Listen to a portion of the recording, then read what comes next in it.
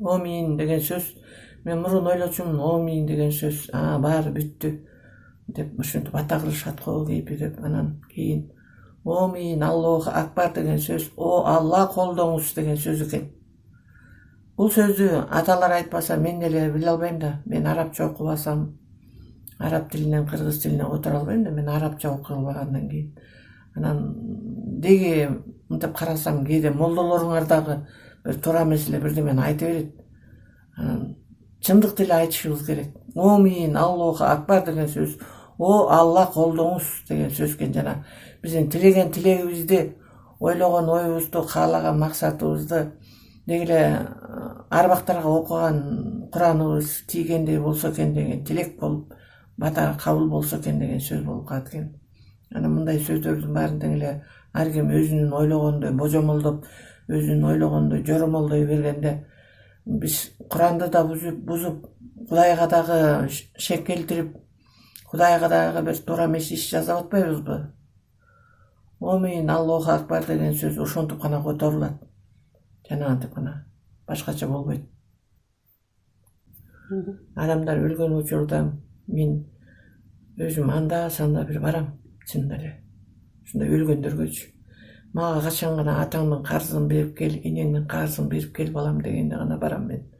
Ошондо барганда бир көрдүм кээ бир жерлерден аялдарды жаназага тургузбайт экен. Балдарын, майда балдарды жаназага тургузбайт.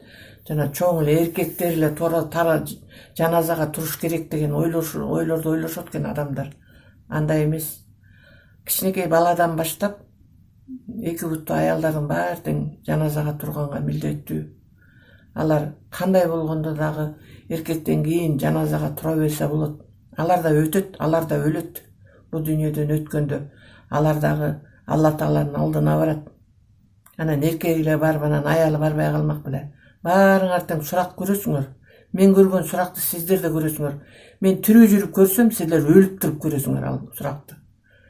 Анан жаназага окуганда жанагы табирек Аллази деген аятты окуш керек деп айтат аталар. Силер ар кайсынын башын бир кошуп алып эле окуй бересиңер, балам. Фатиха сүрөсүн кошосуңар, Курайшын сүрөсүн кошосуңар, дагы бирдемелерди кошуп эле эптеп айтор бир жаназа кылып окуйсуңар. Жаназага жүрө турган аят бол же жүрбөй турган аят аны билбейсиңер деп айтат. Табирек Аллази деген аятты мен тирүү адамдан уккан эмесмин. Биринчи жолу мен арбактардан уктум ушул сөздү. Анан мен Самит деген чоң атам бар эле, ошо чоң атаман сурадым.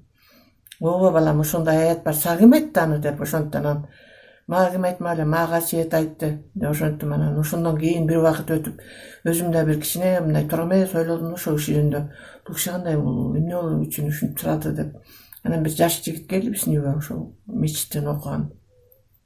Анан ошол баладан сурадым, ай балам, мен сизден бир нерсе сурайын деп ошентсем, сураңыз эже, сураңыз деди. Анан табирек Аллази деген аят болуп турбайбы десем, ооба болот эже. Эмне болду деп ошентип, ошо табирек Аллазини жаназага окуш керек экен. Адамды бейитке алып барып көмгөндөн кийин 40 кадам узап кеткенден кийин өзүнүн туугандары кайра кайрылыш керек экен артка. 40 кадам узак чыгып, кайрылып келип, анан кийин келип туруп, анан кайра ошол табирек Аллази деген аятты 3 жолу окуп туруп, анан кийин бата кылып, анан кетиш керек экен. Өлгөндөн кийин эле өлдүк, көмдүк, кутулдук баладан деп эле качпаш керек экен. Баарыңар өлөсүңөр, баарыбыз бул дүйнөдөн кетебиз. Ар бир адамга эң акыркы кылган сыйыңар, эң акыркы кылган урматыңар, анан адам баласы өткөндөн кийин кылган бир жакшылыгыңар ошол болот экен. Адамдар 40 кадам узап кеткенден кийин Жебрейил периште келет экен адамга. Ага жан киргизип алып, өзүнүн каалаганындай анан калчап, кыйнай баштайт экен.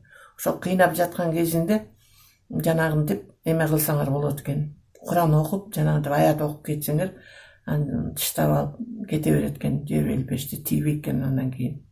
Ошон үчүн жанагындай табирек Аллази деген аятты окуш керек экен. Анан жанагы Куран салдырамын, Куран түшүртөмүн деп кээ бир адамдар ошондо Куран түшүртчү илгери. Анан азыр эми Куран түшүргөндөр эле молдолор жок. Анан Куран түшүрүп койдум деп айтышат көп убакта молдолор, бирок ага ишенбей эле койгула, алар Куранды толук окубайт балам. Ошол табирек Аллазини 3 жолу окуса, бир Куран китепти окуп бүткөндөй болот. Ошондой жакшылык берет ошол өлгөн адамга. ошону 3 жолу үйүнө келип туруп, өлгөн кишинин үйүнө келип окуш керек экен ошол таберек аллазини 3 жолу кайталап.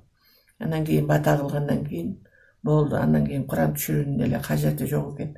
Бир гана таберек аллази деген аят гана адам баласына жардам берет экен, башка эч ким жардам бере албайт деп айтты Касиет.